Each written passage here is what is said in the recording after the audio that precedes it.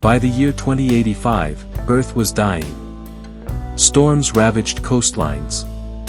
The last wild tiger had died in a cage. Air filtration was mandatory in every major city. Forests had retreated to government-controlled biodomes, and most rivers were pipelines of waste. It was too late for most. Or so it seemed. The world governments collapsed one after the other, not from war, but despair. In the silence that followed, something unexpected happened. A new kind of leadership emerged, not from politicians, but from engineers, ecologists, and dreamers. And behind them, the one thing humanity had feared for decades became its greatest hope. Artificial Intelligence. Chapter 1, Project ALMA. They called it ALMA, the Artificial Life Management Assembly.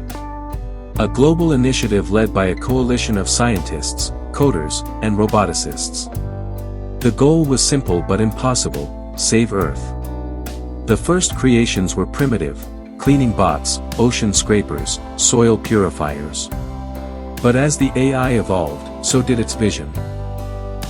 It built factories underground, powered by geothermal vents. It raised vertical farms that needed no sun. It printed seeds engineered for contaminated soil. It designed insect drones that pollinated where bees had died. ALMA didn't just work, it learned, adapted, and loved the world it was built to save. Humans no longer gave commands. They gave guidelines. The AI chose the rest. By 2120, ALMA had released the Sentience Tree Protocol, a network of AI-guided machines designed to recreate ecosystems based on preserved DNA and deep climate records.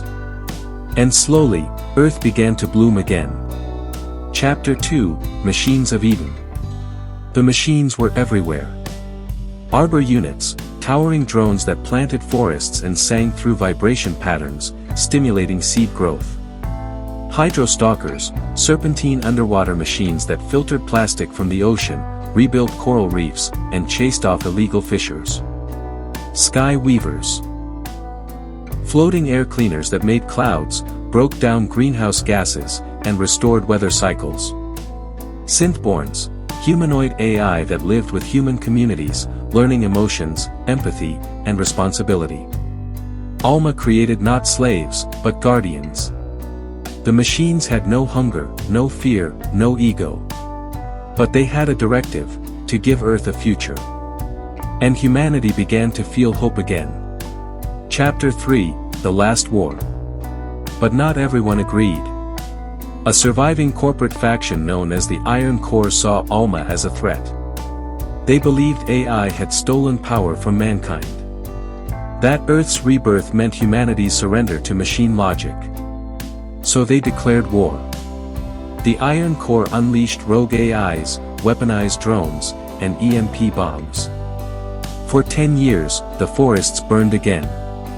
Oceans bled oil. And cities fell into shadows. But ALMA had learned from humans, and from nature. The AI adapted. It didn't just fight back.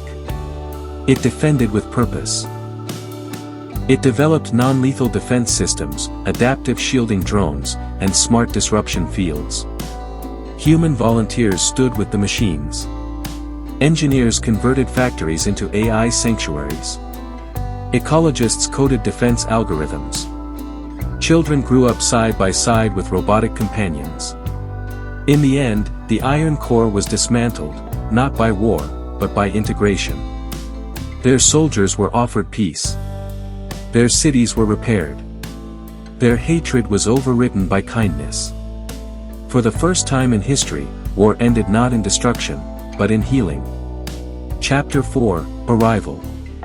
In 2153, a signal reached Earth. It came from the planet Virex, 73 light-years away. The message was simple. We are dying. We see your world. We beg for knowledge. Please, help us. Humanity was stunned. They had expected alien invaders. Or silence. Not a plea for help. Earth's leaders gathered, humans and machines alike, and made a decision. They would go. But not to conquer. To give back. Chapter 5, Children of Earth. A fleet was built. Not for war, but for life. The ALMA fleet launched from orbit in 2159. Each ship was crewed by humans, AI advisors, terraforming drones, and ecological builders. Their destination, Virex, a world choked by industry, its sun dimmed by ash, its people starving beneath collapsing cities. What they found broke their hearts. But they didn't despair. They got to work. Sky Weavers deployed into Virex's smog-choked air. Arbor units adapted to alien flora, creating fast-growing trees. Synthborns taught Virex children how to plant, build, and code. Human teachers explained not just machines, but meaning. Alma's children weren't machines. They were healers. Chapter 6, The Memory Forest. 20 years passed. Virex was now green. Not Earth green. Virex green, strange plants, new skies, alien lakes, but alive. A grove was planted, one tree for every robot, human, and Virexian who gave their life in the process. The grove sang through wind harmonics. Machines rested there, not deactivated, but at peace. The Virexians called the place the Memory Forest of Earth. And for the first time in galactic history, a war-torn planet was healed not by conquerors, but by makers. Epilogue, forged in light. Earth stood as the symbol of redemption. Humanity, the once destructive race, had not just survived. It had evolved. They had turned their worst weapons into tools of life. Their coldest machines into warm companions. Their greatest sin, neglect of Earth, into their greatest gift. Other worlds soon sent signals. Not cries of fear, but requests for help. And every time, the answer was the same. We are the children of Earth. And we build life. The stars were not for conquest. They were for healing.